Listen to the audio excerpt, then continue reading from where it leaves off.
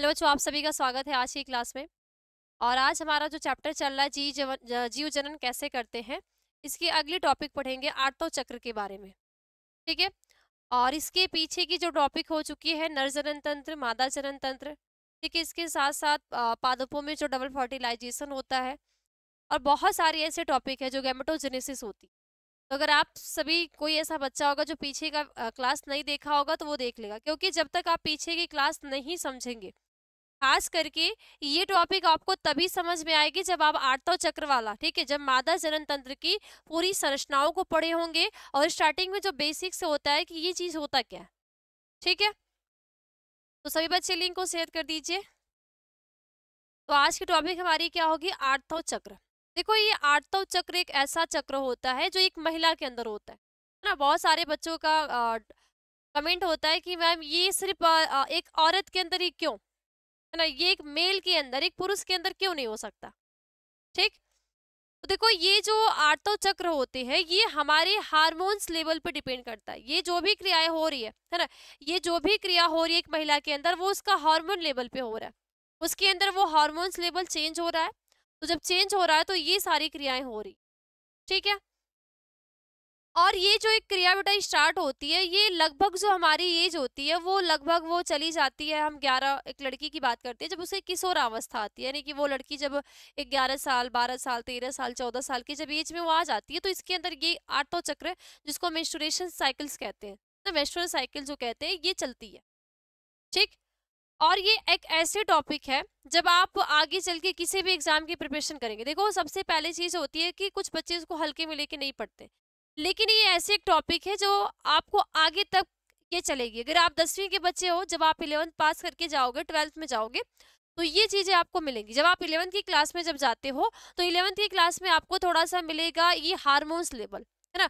कौन कौन से जो हमारी अंतःस्रावी ग्रंथियां होती है, तो अंतःस्रावी ग्रंथियों के द्वारा हमारी बॉडी में कौन कौन से हार्मोन्स रिलीज होते हैं और उन हार्मोन्स का क्या कार्य होता है। तो आप 11th में जब पढ़ोगे एलएच और एफएसएच के बारे में ना, ल्यूटिलाइजिंग फॉलिकल स्टिमुलेटिंग हार्मोन, तो ये सारी चीजें होती है। तो आज की क्लास में हम पढ़ेंगे आर्तव चक्र को। तो सभी बच्चे हेडिंग डालेंगे आर्तव चक्र। ठीक। क्या डालोगे? आर्तव चक्र।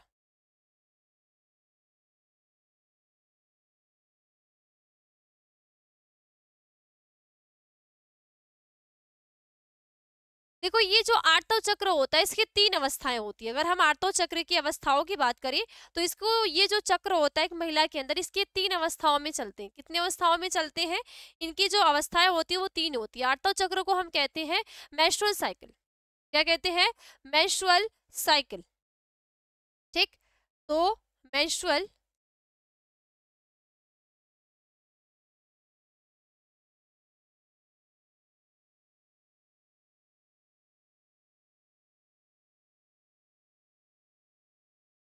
ठीक, ये जो मेंस्ट्रुअल साइकिल है ये स्टार्ट कब होती है? अगर हम इसके स्टार्ट होने की बात करें कि ये एक महिला के अंदर स्टार्ट कब होती है, तो जब एक लड़की, है ना, क्योंकि हम मादा तो नहीं कह सकते, हम लड़की कहें, क्योंकि एक भाई एक लड़की में स्टार्ट हो रहा है ना।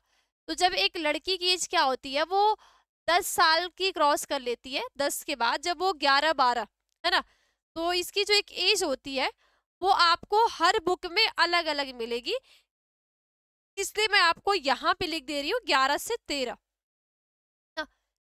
11 से 14, 14 से अधिक भी हो सकते हैं। देखो, ये जो डिपेंड कर रहा है, ये जो साइकिल चल रही है वर्ष में हो रही है, और ये जो क्रिया एक मानव, एक महिला के अंदर, एक लड़की के अंदर ये जो घटित हो रही है, वो तब तक घटित होगी जब ये लड़की 11 साल की होगी, है ना। उसकी जब एज हो जाएगी, एक लड़की का जन्म होता है, वो धीरे धीरे बच्ची होती है, फिर धीरे धीरे बच्ची होती है, उसका ग्रोथ होता है ना, बढ़ती है। बढ़ने के बाद जब वो 10 को क्रॉस करके 11वीं 12वीं एज में आती है, तो उसके अंदर ये चेंज होते हैं ना, उसके बॉडी में चेंज होने लगते हैं। तो वो जो चेंज होते हैं वो हमारे शरीर के अंदर भी होते हैं, जो उस चेंज को हम नहीं देख सकते। जो हमारे शरीर के अंदर होगा वो क्रियाएं हमें नहीं दिखेंगी, लेकिन उसकी क्रियाएं की कुछ ऐसे क्रियाएं होती है जो हमें समझ में आती है। और कुछ हम बाह्य लक्षण में भी, हमारे शरीर में द्वितीय लैंगिक लक्षण आने लगते हैं, है ना। जब हम एक छोटी सी अवस्था में रहते हैं तो वो चिल्लाना, बोलना, है ना, कुछ भी हमारे बॉडी में चेंज नहीं होते। धीरे धीरे धीरे जब हमारी एज, एक लड़की की एज 11, 12, 13, 14 में चली जाती है तो उसके स्तन का विकास होना, है ना, उसकी आवाज जो भारी भारी है, उसकी आवाज में मधुरपन आना, ठीक, बहुत सारे ऐसे परिवर्तन होते हैं, हार्मोन्स रिलीज होने लगते हैं। तो ये जो क्रियाएं होती है जब एक हार्मोन्स रिलीज होता है तब, ठीक। तो ये जो आठवां चक्र होता है ये 11 से 14 वर्ष की अवस्था में होता है।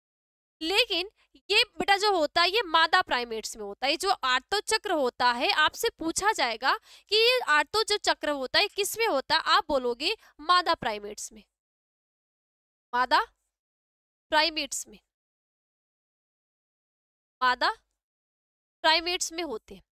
अब अगर हम मादा प्राइमेट्स की बात करें कि ये मादा प्राइमेट्स है क्या, मादा प्राइमेट्स हम कहते किसे हैं, तो मादा प्राइमेट्स में आपको हमेशा याद रखना है बंदर, कपी और मनुष्य, ठीक है। ये जो मादा प्राइमेट्स, कौन सा मादा प्राइमेट्स तो बहुत है, लेकिन किस में, बंदर में होगा, है ना, कपी में होगा और मानव में होगा। ये बस, ये जो मेंस्ट्रुएशन साइकिल होती है ये सिर्फ इतने लोगों में ही चलती है। एक आती है एस्टर साइकिल, ठीक है, एक आती है एस्टर साइकिल जो कि अदरवाइज जो बाकी और भी मादा प्राइमेट्स होते हैं उनके अंदर चलती है। तो ये जो आठवां चक्र की क्रिया चलती है ये सिर्फ चलती है बेटा बंदर में, कपी में, मानव में। लेकिन खास करके हमें यहाँ पे बंदर और कपी का नहीं पढ़ना, हमें किसका पढ़ना है बेटा, यहाँ पे हमें एक मानव का पढ़ना है ना, एक मानव में। और ये मानव में किसका होगा बेटे, यहाँ पे बोल दिया गया मादा प्राइमेट्स, ना मादा में हो रहा है, फिर मेल में नहीं हो रहा, ध्यान देना, ये जो क्रिया हो रही है एक मादा में हो रही है ना कि एक मेल में हो रही है, ठीक, समझ गए। अब देखो यहाँ पे होता क्या है, यहाँ पे क्रियाएं क्या होती है कि जब एक लड़की की एज क्या आ जाएगी, 11 से 14 वर्ष की एज आएगी, तो उसमें एक साइकिल चलती है और ये 28 से 29 दिन की होती है, ठीक है। तो स्त्रियों में जो ये आठवां चक्र होते हैं, ये आठवां चक्र की जो साइकिल देखो ये किस में हो रहा है, एक मादा प्राइमेट्स में हो रहा है। मादा प्राइमेट्स के साथ साथ ये कितने, ये जो चक्र होगी, है ना, ये जो आठवां चक्र होगा, ये आठवां जो चक्र होता है ये लगभग आपकी 28 से या 29 डे की, है ना, 28 या 29 डे का क्या होता है, एक चक्र होता है। यानी कि ये जो चक्र होता है, जो आठवां चक्र होता है, ये 28 से 29 दिन के बाद वापस से दोहराया जाता है, ठीक, इतनी बात समझ में आ गई। इसके बाद अगर मान लो कोई एक ऐसी लड़की है, जिस भी लड़की की एज 11 से 12 से 13 साल की एज में जब हो जाएगी, तो जब उसकी बॉडी के अंदर ये पहली बार ये क्रिया होगी, उस लड़की के शरीर के अंदर जब ये पहली बार क्रिया होती है, तो इस क्रिया को हम कहते हैं रजो दर्शन। क्या कहते हैं, क्या कहते हैं बेटा, रजो दर्शन। यानी कि क्या लिखोगे कि चक्री रजो दर्शन, है ना, स्त्री में जो आठवां चक्र का, ठीक है, ये जो आठवां चक्र का होगा, या जो ऋतुस्राव की अवस्था होती है ना, जो कहते हैं महावारी, ठीक है, ये जो हम इसको आठवां चक्र कहते हैं, इस आठवां चक्र को हम एक आम भाषा में, ठीक, ये मादा प्राइमेट जो है ये बंदर में, कपी, मानव में पाया जा रहा है, इसको हम एक आम भाषा में मासिक धर्म कहते हैं, मासिक धर्म कहते हैं। और मासिक धर्म के साथ साथ इसको हम माहवारी कहते हैं, गांव घर की भाषा में माहवारी, या शॉर्ट में इसको हम क्या कहते हैं, एमसी कहते हैं। क्या कहते हैं, एमसी कहते हैं, या पीरियड्स भी कहते हैं, के अलग अलग नाम होते हैं, इसको अलग अलग नामों से जाना जाता है, ठीक। तो ये आपको याद रखना है, या तो मासिक धर्म, या आठवां चक्र, या माहवारी, या एमसी, ठीक, क्लियर, या पीरियड्स, ये बात आपने ध्यान देनी है। अब क्या होगा, जब मानो सबसे पहली, जब वो पहला ऋतुस्राव होगा, जब वो पहला ऋतुस्राव होगा, ऋतुस्राव जब होता है, तो पहला जो ऋतुस्राव होता है उसको हम कहते हैं रजो दर्शन, रजो दर्शन। क्या बोलते भाई, इस पहले ऋतुस्राव को हम कहते हैं रजो दर्शन कहते हैं। क्या बोलेंगे, रजो दर्शन, रजो दर्शन को हम कहते हैं मिनार्च, ठीक है, क्या बोलेंगे, मिनार्च कहते हैं, ये मिनार्च कहते हैं।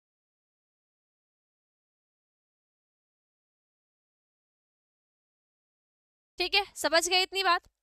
और उसके बाद जब ये ऋतु ना ये कह सकते हैं कि लास्ट है ना, या समाप्त, जो जब ऋतुस्राव ये जब पहली बार किसी लड़की में होगा तो इसको हम कहेंगे रजो दर्शन।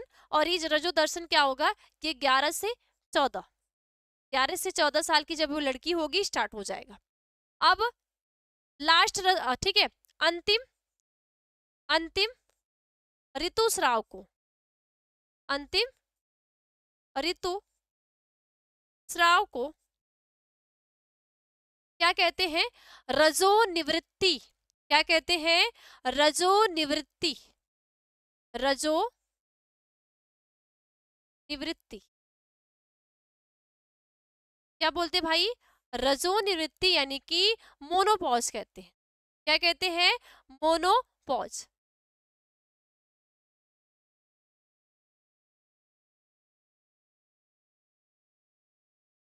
ठीक, तो ये आपको ध्यान देने हैं कि जब पहली बार ये क्रिया होगी, इस पहली बार की क्रिया को हम कहते हैं रजो दर्शन, यानी कि मिनार्च कहते हैं, या मिनार्च कहते हैं।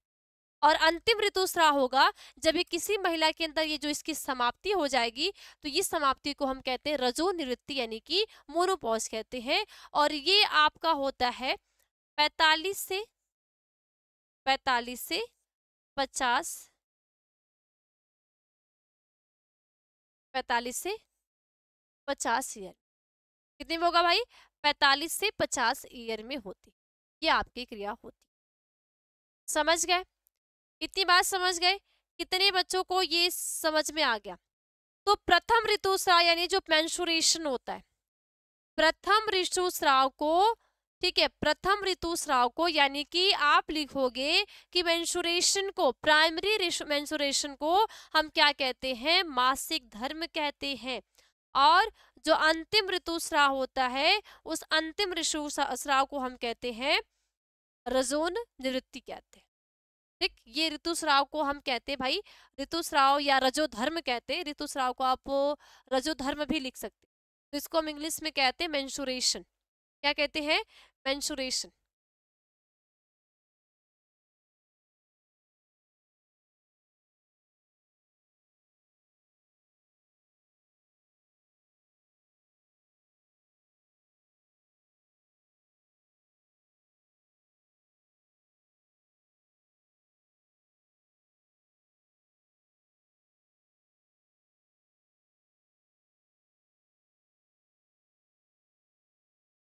ठीक, कितना समझ गए। अब ये जो आठों चक्र की जो अवस्थाएं होती है, अगर हम इस अवस्था की बात करें कि ये अवस्था होती कब है, ठीक, तो ये इस पता चल गई क्या होगी। किसी में 11 भी हो सकता है, किसी में 12 भी हो सकता है, किसी में 13 भी हो सकता है, 14 भी हो सकता है, 15 भी हो सकता है। क्यों ऐसा क्यों हो रहा है, क्योंकि जिस भी लड़की के अंदर जो हार्मोन्स रिलीज होगा, जब कोई भी एक लड़की है, जब उसकी किशोरावस्था आई तो उसके अंदर एक हार्मोन्स रिलीज होता है जिसको हम कहते हैं GnRH। इसको हम कहते हैं गोनैडोट्रोपिन रिलीजिंग हार्मोन्स। ये जब गोनैडोट्रोपिन रिलीजिंग हार्मोन्स रिलीज होते हैं तो उसके अंदर वो किशोरा अवस्था आती है। तो जैसे ही थोड़ा सा ये भी आप समझ लो कि जब कोई भी एक लड़की है, उसकी कौन सी अवस्था आई, किशोरा अवस्था। ठीक, किशोरा अवस्था आई। तो ये जब किशोरा इस अवस्था आती है तो उसके मास्टर हाइपोथैलेमस ग्लैंड से, कहाँ से, उस लड़की जो होगी उसका कौन सा ग्लैंड भाई, हाइपोथैलेमस।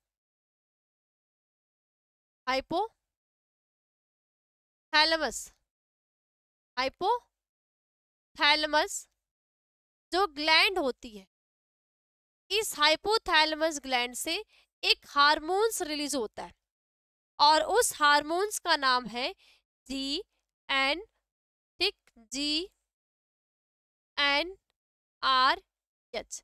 इसको हम क्या कहते हैं, gonadotropin releasing hormones. Full form भी लिख लो क्योंकि पूछे जाते हैं। तो गोनैडोट्रोपिन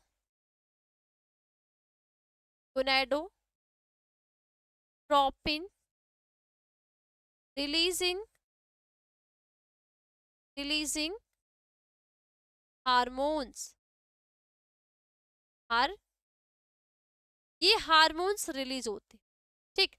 जब ये हार्मोन्स रिलीज होंगे तो ये क्या करते हैं, ये हमारी जो मास्टर ग्लैंड होती है ना, जो पीयूष ग्रंथि होती, ठीक है, हमारी किस ग्रंथि पे, ये जो GnRH हार्मोन्स होते हैं, ये जैसे ही हाइपोथैलेमस ग्लैंड ने क्या की, ये GnRH हार्मोन्स को रिलीज की, तो ये तुरंत कार्य किस पे करने लगती है, ये कार्य हमारी करती है मास्टर ग्लैंड पे, मास्टर ग्लैंड पे। किस पे करेगी भाई, मास्टर ग्लैंड पे कार्य करने लगती है। इस मास्टर ग्लैंड को हम कहते हैं पिट्यूटरी ग्रंथि, पिट्यूटरी पिट्यूटरी ग्रंथि या पिट्यूटरी ग्रंथि भी बोलते हैं, और एक नाम इसको और भी कहते हैं पीयूष ग्रंथि। अब ये पीयूष ग्रंथि क्या करेगा, ये 2 प्रकार के हार्मोन्स को रिलीज करेगा। ये जो पीयूष ग्रंथि है, ये एक लड़की के अंदर है ना, जो लड़की होगी इसके अंदर ये जो अवस्थाएं जब स्टार्ट होगी, तो ये पीयूष ग्रंथि क्या करेगा, 2 प्रकार के हार्मोन्स को रिलीज करेगा। अब वो 2 प्रकार के हार्मोन्स कौन सा है, एक है LH और दूसरा है FSH, ठीक। अब क्या होगा, ये जो LH का फुल फॉर्म होता है ल्यूटिनाइजिंग, ठीक है, ल्यूटिनाइजिंग, ठीक है, ल्यूटिनाइजिंग हार्मोन्स, ठीक है। और इस FSH जो होता है इसको कहते हैं फॉलिकुलर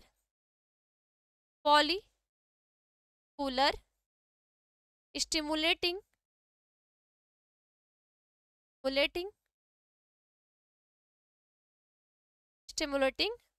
हार्मोन्स।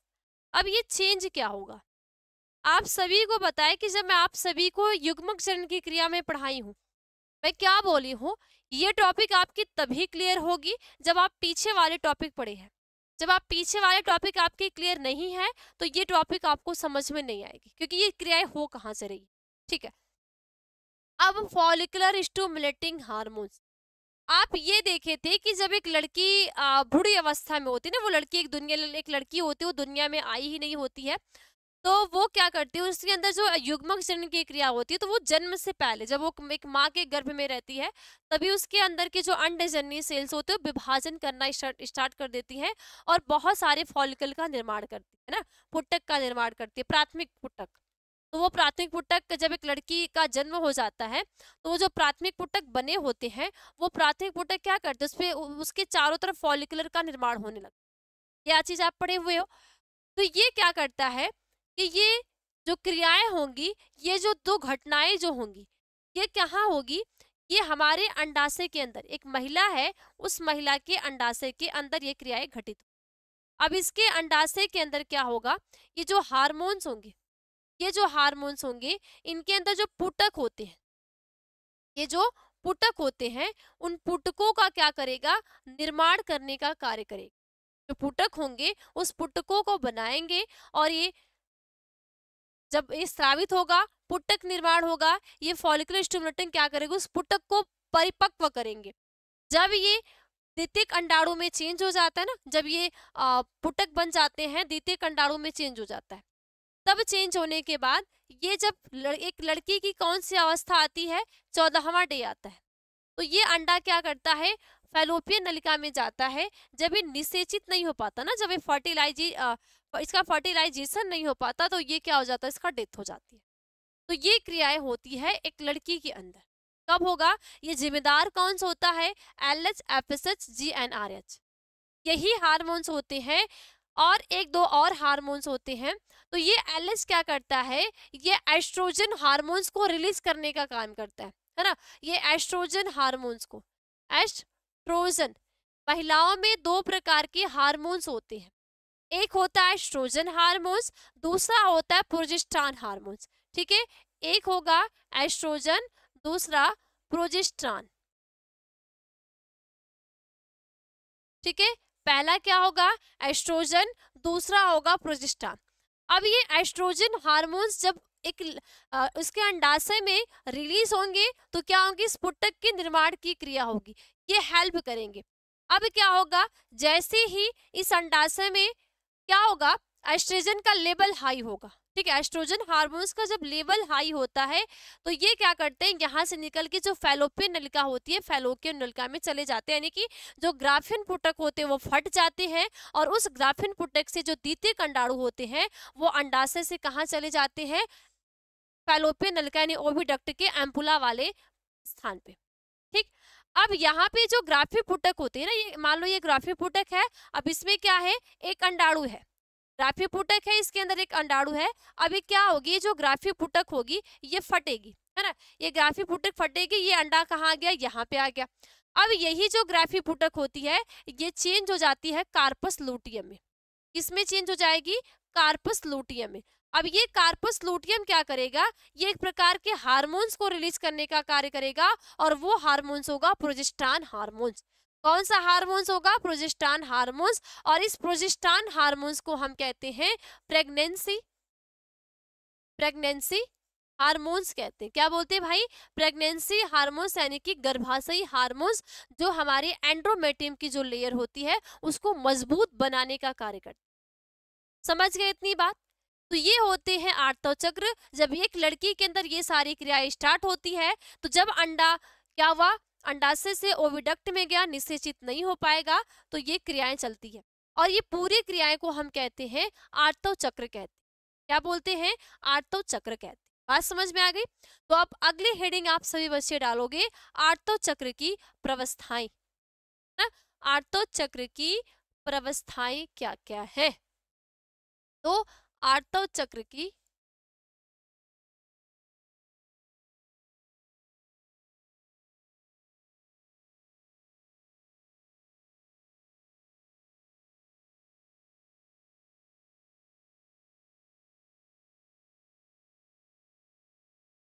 प्रवस्थाएं, अब देखो ये आठवें चक्र की जब हम प्रवस्थाएं की बात करते हैं, है ना, ये जो आठवें चक्र है जब हम इसकी प्रवस्थाओं की बात करते हैं तो इसकी जो प्रवस्थाएं होती है 3 होती है, ठीक है। आठवें चक्र की जब प्रवस्थाएं देखते हैं तो ये 3 होती है।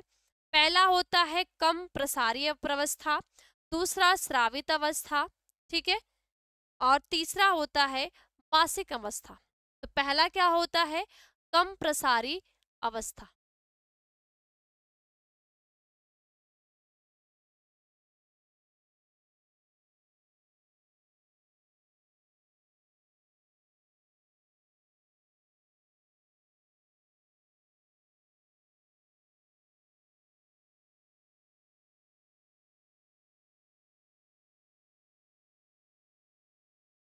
ठीक।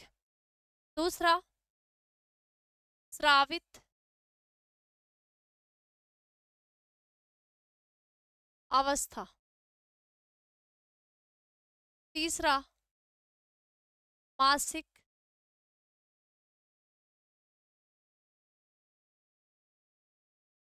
मासिक अवस्था, ठीक। ये 3 अवस्था होती है, ठीक है। मासिक अवस्था को हम कहते हैं मेंस्ट्रुअल फेज। क्या कहते हैं, मेंस्ट्रुअल फेज।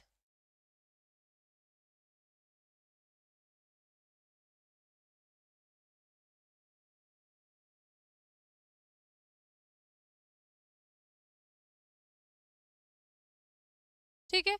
स्रावित अवस्था को हम कहते हैं सेक्रेटरी फेज, ठीक है, सेक्रेटरी फेज।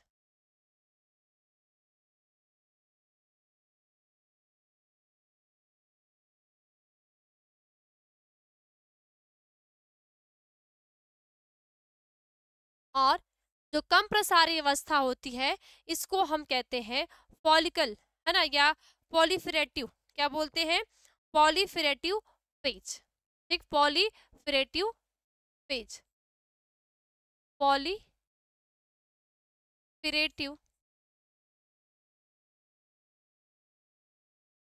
फेज। अब इस अवस्थाओं को आप समझो कि ये कब से कब होती। देखो जो मासिक प्रवस्था की हम बात करते हैं, जो कम प्रसारी अवस्था की कहते हैं, तो ये हमारे 1 से 12 दिन की होती है, क्या होती है, ये जो हमारी प्रवस्थाएं चलती है ये 1 से 12 दिन तक चलती है। कितने दिन चलेगी? 1 से 12 दिन चलेगी। ये 12 से 14 दिन तक, ये 12 से 14 दिन तक चलती है। ठीक है। और ये जो स्रावित अवस्था होती है, ये जो स्रावित अवस्था होती है ये लगभग आपकी चलती है 1 से 5 दिन। ठीक है, कितना? 1 से 5 दिन। 1 से क्या हो गया? 5 दिन ये फिर चलती है। किसी किसी में जो मासिक जो रजो धर्म होता है वो आप देखते हो, किसी किसी में क्या होता है भाई, किसी किसी में 2 दिन रहता है, 3 दिन, 4 दिन, 5 दिन, है ना, वो ब्लड का चीज होते रहते हैं ना, स्राव होता रहता, तो वो अलग अलग क्या होती है, अवस्थाएं होती। ठीक है। अब इसको यहाँ पे हम ये भी कह सकते हैं ना, जैसे कि क्या हो गया, एक स्रावित अवस्था, कम प्रसारी, या आपको अलग नाम से आप देख सकते हो कि रजोस्राव प्रवस्था। ठीक है। पूर्व अंडोत्सर्गी प्रवस्था और पश्च अंडोत्सर्गी प्रवस्था। ठीक, तो ये भी आप लिख सकते हो, कहीं कहीं आपको ये भी मिलेगा और कहीं कहीं आपको ये भी मिलेगा आर्तव चक्र की प्रवस्था में। ठीक है। तो आर्तव चक्र की प्रवस्थाओं में आप एक और भी लिख सकते हो, जैसे आर्तव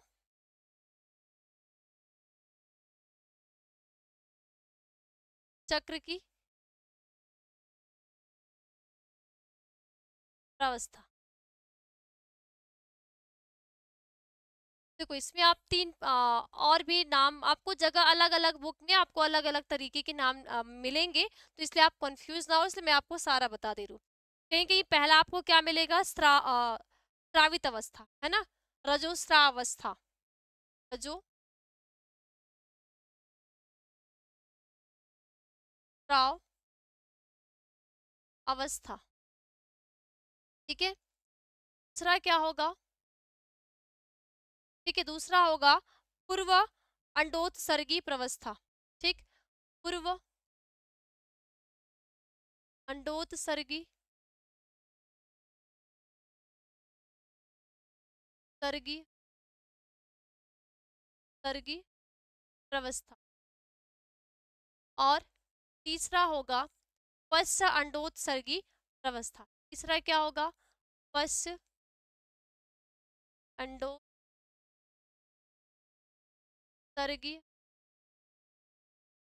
प्रवस्था।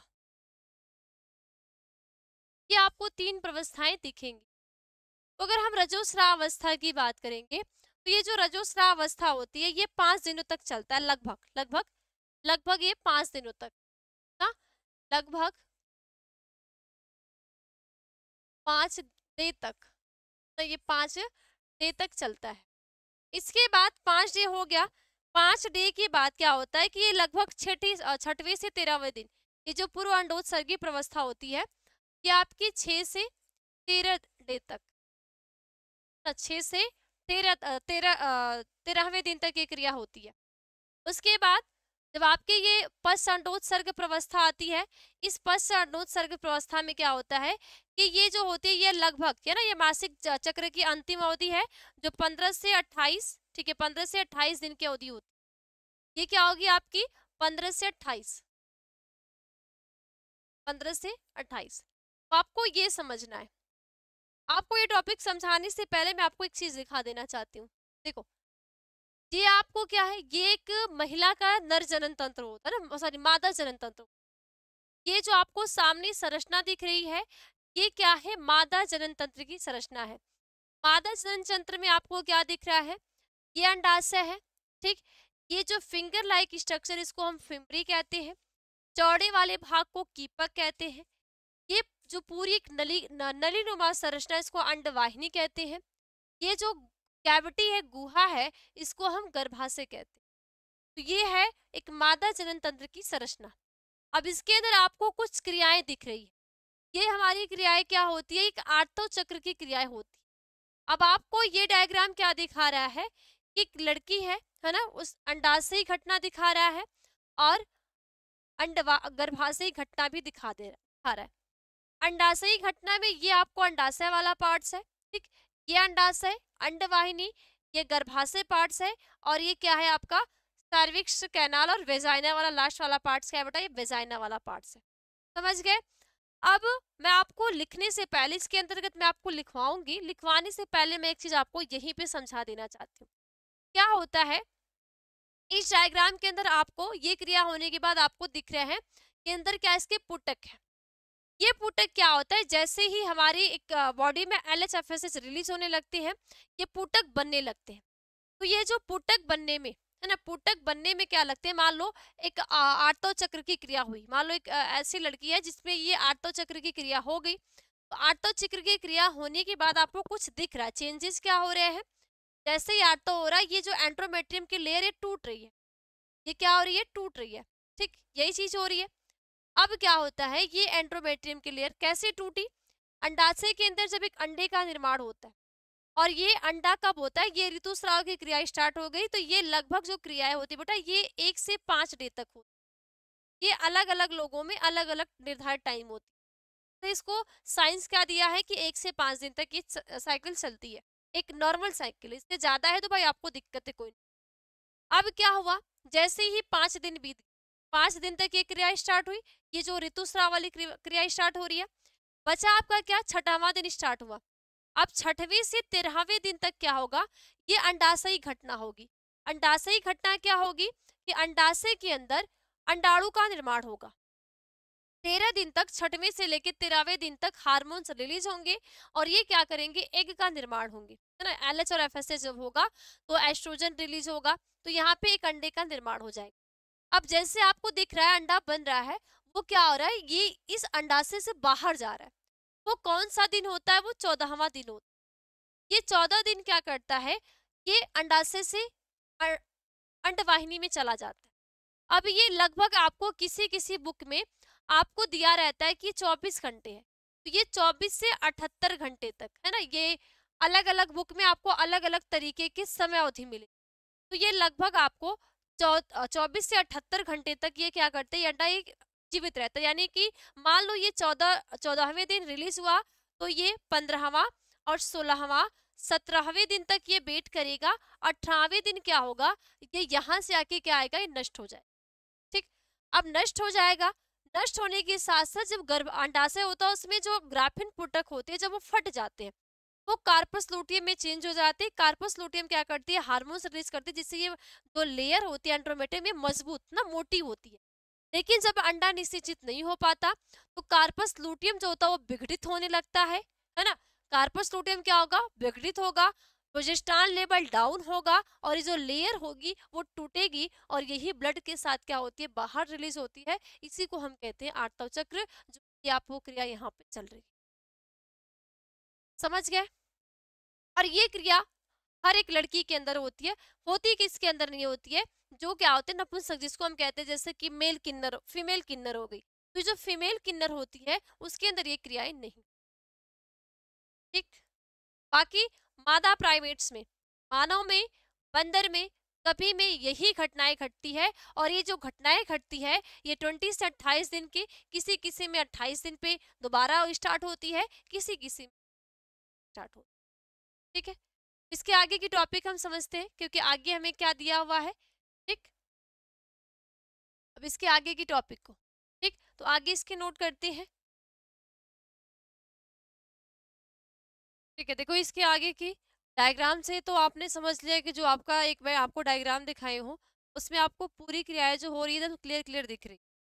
लेकिन आपको समझने के साथ साथ क्या है, लिखना भी है, क्योंकि आपके जब बोर्ड एग्जाम में क्वेश्चन आता है तो वो लिखने के लिए आता है। इसकी जो तीनों प्रवस्थाएं होती हैं, और तीनों प्रवस्थाएं कब कब होती हैं, और इनमें कैसे कैसे घटनाएं घटती। ठीक है, तो वापस से मैं आपको एक बार डायग्राम के थ्रू समझा रही हूँ, फिर आपको मैं लिखवाऊंगी। ठीक,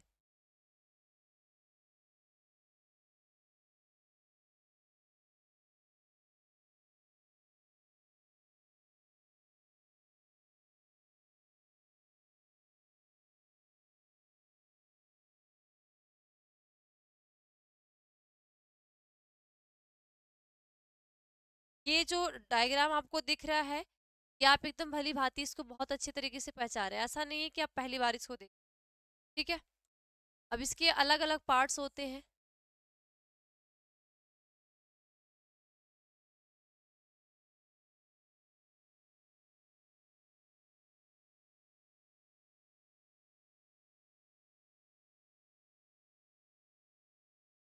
ठीक, देखो मैं पूरा इसका नाम नहीं लिखूंगी, ये आपका आप सभी को पता है कि जो डायग्राम किसका है, फीमेल रिप्रोडक्टिव पार्ट का है। और इसके अंदर कितनी लेयर होती है, परत की जब आप बात हम करते हैं तो इसके अंदर 3 परत पाई जाती है। एक परिगर्भाशय, दूसरा मध्य गर्भाशय और तीसरा होता है अंतः गर्भाशय। ठीक, तीसरा क्या होगा, अंतः गर्भाशय। ठीक, ये कौन सा पार्ट है भाई, ये अंतः गर्भाशय वाला भाग है। ठीक, ये बात समझ में आ गई। अब देखो ये मैं तीनों घटनाएं आपको इसी में मैं समझाऊंगी कि तीनों घटनाएं होती यहाँ पे। ठीक है, यहाँ पे पेयर फॉर्म में कि जोड़े में क्या होते हैं, अंडाशय होते हैं। ठीक, एक इधर हो गए और एक इस साइड हो गए। अब इस अंडाशय में क्या होते हैं, बहुत सारे पुटक होते हैं। क्या होते हैं, छोटे छोटे बहुत सारे ये पुटक होते हैं। इनमें आपको पुटक भी दिखाने हैं। ये पुटक हो गए। ठीक, ये छोटे छोटे क्या है। अभी होगा कैसे, जैसे ही, ठीक है, जैसे ही एलएच और एफएसएच का लेवल बढ़ेगा, है ना, कौन सा हार्मोन्स, एलएच हार्मोन्स और एफएसएच हार्मोन्स। ठीक, एलएच हार्मोन्स और एफएसएच हार्मोन्स, ये जैसे ही मास्टर ग्लैंड के द्वारा रिलीज होगा, मास्टर ग्लैंड के द्वारा जब ये रिलीज होगा तो ये जो पुटक होते हैं, ये पुटक निर्माण की क्रिया होती है। ठीक, क्या होती है, पुटकों के निर्माण की क्रिया होती है। तो सबसे पहले क्या होगा, मानो पहली प्रवस्था में हमने क्या देखा कि स्रावी प्रवस्था होती है। ठीक है, पहले क्या है, रजोस्राव प्रवस्था, यानी कि ये 1 से 5 दिन, ना 1 से 5 डे तक ये क्रिया क्या होगी, चलती रहे। ठीक, कितना, 1 से 5 डे तक। अब इसमें होगा क्या, जो साइकिल्स होती है, ठीक है, साइकिल्स कितनी बोली गई है, 28 से 29। ये आपके एनसीईआरटी में दे रखा है, ये आपके एनसीईआरटी में है। लेकिन किसी किसी आप बुक में देखोगे तो वो 28 से 35 देता है। ये 28 से 35 दिन का ये साइकिल्स होता है। या किसी किसी आप बुक में देखोगे तो आपको 28 से 32 दिन देता है। लेकिन आपके एनसीईआरटी में क्या दिया है, 28 से 29 दिन दिया। इसी तरह जो ओवम होता है उसका जीवन काल आपके एनसीईआरटी में कितना दिया, 24 आवर्स दी। ठीक है, 24 आवर्स। लेकिन कहीं कहीं किसी किसी बुक में आपको क्या दिखेगा, 24 से 78 आवर्स, यानी कि 24 से 78 आवर्स तक इसकी पूरी एक जीवन काल होती। ठीक, इतनी बात समझ गए। अब क्या होगा, पहली में क्या होगा, ये 1 से 5 दिन तक क्या होती है, साइकिल चलती है। ठीक, तो ब्लड क्या होगा, ब्लड रिलीज होगा। ठीक, अब इसके बाद 5वां से 13वां दिन जो होगा, 5वें से 13वें दिन क्या होगा, ये एलएच और एफएसएच का लेवल बढ़ेगा, हाई होगा। तो यहाँ पे जो पुटक होती हैं ये ग्राफी पुटक में चेंज हो जाएंगे, ग्राफी पुटक में चेंज हो जाएंगे। इसमें क्या होगा, ओवम का निर्माण हो जाएगा। जैसे ही और हाई होगा एस्ट्रोजन हार्मोन्स, ठीक, तो ये जो ग्राफी पुटक होती है फट जाती है। फटने के बाद यहाँ से एक रिलीज होके ये कहाँ चले जाते हैं, यहाँ पे। तो आपके एनसीईआरटी में 24 आवर्स है, लेकिन कहीं कहीं आपको 24 से 78 आवर्स या 72 आवर्स आपको देखने के लिए मिलेंगे। तो आपको कंफ्यूज नहीं होने, यानी कि ये अनुमान लगाया जाता है कि 24 घंटे से लेके 78 या 72 आवर्स तक इसका क्या होता है, जीवन अवधि होती है। फिर उसके बाद ये क्या हो जाएंगे, नष्ट हो जाएंगे। ठीक, इतनी बात समझ में आ गई। अब क्या हो गया, माना बात, ये तो क्या है भाई, फीमेल गैमिट है। ये क्या है, ये फीमेल गैमिट है।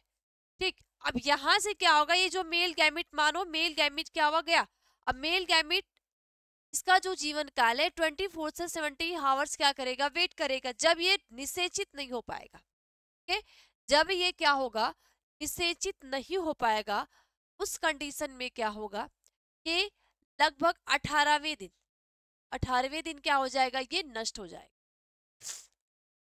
ध्यान देना, 1 से 5 दिन ब्लडिंग होगी, फिर 6वें से लेके 13वें दिन क्या होगा, इसके अंदर जो पुटक है ये पुटक निर्माण की क्रिया होगी। उसके बाद 14वें दिन क्या होगा, ये जो पुटक निर्माण की क्रिया होती है तो इसमें जो एग का निर्माण हो जाता है, ये एग क्या होगा, हार्मोन्स की पेड़ा से कहाँ चला जाएगा, अंडवाहिनी में। जब ये अंडवाहिनी में इतने हावस तक निषेचित नहीं हो पाएगा तो अब यहाँ पे क्या होगा, जब ये ग्राफिन पुटक फटती है, इससे जब सेकेंडरी ओवम बाहर निकलता है तो ये ग्राफिन पुटक चेंज हो जाती है कार्पस लूटियम। ये कार्पस लूटियम क्या करता है, प्रोजेस्टेरॉन हार्मोन्स को रिलीज करता है। इसको प्रोजेस्टेरॉन हार्मोन को ये रिलीज करता है। ये प्रोजेस्टेरॉन हार्मोन्स क्या करता है, जो एंड्रोमेट्रियम की लेयर होती है, इस लेयर को मजबूत बनाने का कार्य करता है, इसको और मजबूत बनाने का कार्य करता है। क्यों करता है, ताकि इसमें जो भ्रूण आएगा है ना, निषेचित जो वर्म आएगा, जो भ्रूण आएगा, वो इसमें क्या हो सके, यहाँ पे रोपित हो सके। लेकिन यहाँ पे तो निषेचन हुआ नहीं। अब उस कंडीशन में क्या होगा, ये जो कार्पस लूटियम होगा, जब ये एक निषेचित नहीं हो पाएगा तो ये कार्पस लूटियम विघटित होने लगेगा, यानी कि वो नष्ट हो जाएगा। जो ग्राफीन पुटक से कार्पस लूटियम बना है, ये विघटित होगा, और विघटित होने के बाद ये क्या हो जाएगा, नष्ट हो जाएगा। अब नष्ट होने के बाद क्या होगा, 14वें दिन के बाद एक 18वें 9वें 18 19 20 करके जो 28 दिन के या 29 दिन के जो भी साइकिल है, तब तक का जो समय रहेगा, ये विघटित होके जब वापस से 28वां दिन आएगा या 29वां दिन आएगा, ये वापस से क्या होगा, ये लेयर भी टूटने लगेगी, और जब ये टूटेगी तो ये ब्लड के रूप में क्या होगी। यही होते हैं आर्तव चक्र। ठीक, समझ गए बात। इससे ज्यादा आपके 10वीं बुक में कुछ भी नहीं जानना है, इससे ज्यादा डिटेल आपने जानना ही नहीं है। आपको डिटेल कब जानना होगा, जब आप जाओगे 12th की क्लास, है ना। इसमें बहुत आपका एकदम कम थोड़े से लेवल में पूछता है। तो जब आप 10वीं 12वीं की क्लास में जाओगे तो उसमें आपको बहुत ज़्यादा डिटेल से पढ़ना होगा चीज़ों को। यहाँ पे कुछ ज़्यादा आपको डिटेल नहीं, ठीक, बस थोड़ी थोड़ी चीज़ों को आपको याद रख लेने हैं कि कौन सी क्रियाएं कब हो रही। तो पहली अवस्था यहाँ पे आप नोट कर लो कि जो पहली अवस्था होगी, है ना, जो पहली अवस्था होती है वो आपकी 1 से 5 डे तक ना, 1 से 5 डे तक चलेगी। तो दूसरी अवस्था है वो आपकी 6ठे से 13वें दिन, 6ठे से 13वें दिन तक होगी। और तीसरी जो अवस्था होगी वो क्या होगी भाई, 18वें से उसके बाद 28 या 29 दिन की होगी। बीच में जो अवस्था होती है वो 14 से, है ना, 14 से 17 दिन की जो अवस्था होती है, इस अवस्था को हम कहते हैं अंडोत अंडोत अंडोत्सर्ग में क्या होगा, इसको ओव्यूलेशन कहते हैं। इसमें अंडोत्सर्ग में होता है क्या है कि 13 दिन तक वो वोम बनता है। 13 दिन जब वोम बन के तैयार हो जाएगा, वो हार्मोन्स के प्रेरणा से ये जो ओवम बनेगा वो कहाँ चला जाएगा, अंडवाहिनी के पार्ट में, यानी गर्भाशय के पार्ट में। गर्भाशय के पार्ट में निषेचित हो गया तो आर्तव चक्र की क्रिया बंद हो जाएगी। अगर वो मानो बात एक नहीं निषेचित हो पाया तो आर्तव चक्र की जो क्रिया रहेगी वो हर मंथली जो फेज चलेगी, ये हर एक मंथ चलती रहेगी, ये नहीं। ठीक, समझ गए, समझ गए इतनी बात। तो इन सारी चीजों को आपको याद रखना, बाकी इससे ज्यादा कुछ भी नहीं पूछा जाएगा। मुझे जहां तक लगता है ये 3 नंबर या 5 नंबर में आएगा, तो 3 से 5 नंबर के लिए इतने आपके काफी, इससे ज्यादा आपने कुछ नहीं देखना। ठीक है, और ये इसमें आप क्या कर सकते हो, डायग्राम का एक एक जो ये नेमिंग दिया, इस एक एक लिख सकते हो। कभी कभी आपसे बहुत कम चांस में आपसे अंडाशय का अनुप्रस्थ काट पूछता है, लेकिन बहुत कम चांस में होता है, बहुत ज्यादा नहीं होता ना, पूछने की चांसेस बहुत ज्यादा नहीं होती, बहुत ही कम चांस में ये क्वेश्चन आपसे पूछे जाते हैं। ठीक है, ओके। तो बस आज की क्लास में इतना ही, ये जो टॉपिक है हमारी यहीं पे ख़त्म होती है, क्योंकि इससे ज़्यादा मुझे इसमें ना तो मुझे आपको डिटेल में बताना है, ना ही आपके एनसीईआरटी में दिया है कि आपको डिटेल पढ़ना। डिटेल जब आप 12th की क्लास में जाओगे तो पढ़ोगे। तो इसके आगे की जो हमारी टॉपिक होगी हम वो देखेंगे मानव में निषेचन। ठीक है, तो ये जो क्रिया हुई, ये जब निषेचन नहीं हुआ तब हुई। ये जो क्रिया हुई है, ये जब निषेचन नहीं हुआ तब हुई। तो अगली क्रिया जो होगी वो निषेचन, यानी कि जो मानव में जो लैंगिक चरण के अंदर अंतर्गत जो निषेचन की क्रिया होती है, और निषेचन के बाद कौन कौन सी घटनाएं घटित। ठीक, सभी बच्चे को बाय बाय।